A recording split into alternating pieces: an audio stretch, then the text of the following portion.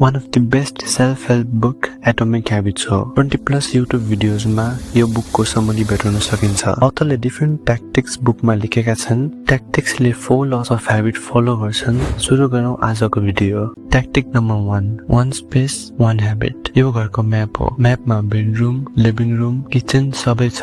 मलाई बेडरुममा grand game खेल्ने बानी छ र किचनमा गीत सुन्ने बानी छ। जसरी मलाई बेडरुममा ग्रान्ड गेम खेल्ने बानी छ, बाबालाई पनि बेडरुममा टिकटक स्क्रोल गर्ने बानी छ।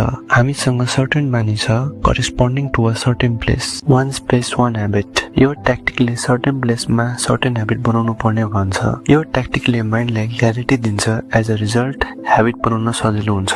Tactic number 2 implementation intention. एक्सनलाई डिले गर्ने प्रोसेस प्रोक्रास्टिनेसन हो। प्रोक्रास्टिनेसनको मुख्य कज भेगनेस हुने गर्छ। भेगनेस अनसर्टेनिटी हो। हामी मोस्टली भेगनेस भएर नै प्रोक्रास्टिनेट गर्छौं और भनौं काम टाल्छौं। धेरै प्रोडक्टिभ बुक्समा इम्प्लिमेन्टेसन इन्टेन्सन एज सल्युसन लेखिएको छ। इम्प्लिमेन्टेसन इन्टेन्सनको format after action I will action हो। एक्जाम्पलको लागि युट्युब एप खोल्ने बित्तिकै why so offended channel search गर्ने। खाना खाएपछि फोनलाई बेड टाइम मोडमा राख्ने। Tactic number 3 pointing and calling. 1-2 क्लासमा पढ्ने बेला टिचरलाई नाना थरी कम्प्लेन गर्थ्यो। Teacher steal my pencil, teacher यसले मलाई कुट्यो, टिचर माई इरेजर इज हराइङ।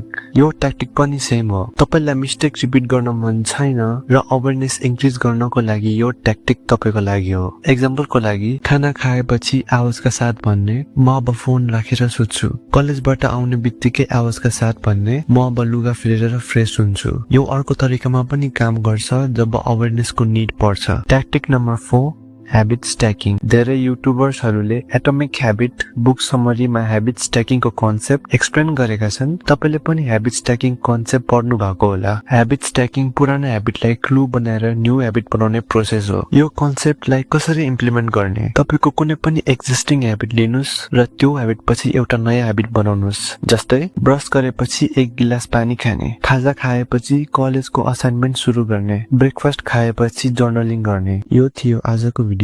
आज हामीले स्पेसिफिक स्ट्र्याटेजिज थाहा भयो। I hope you implement this. Bye. Thanks for watching.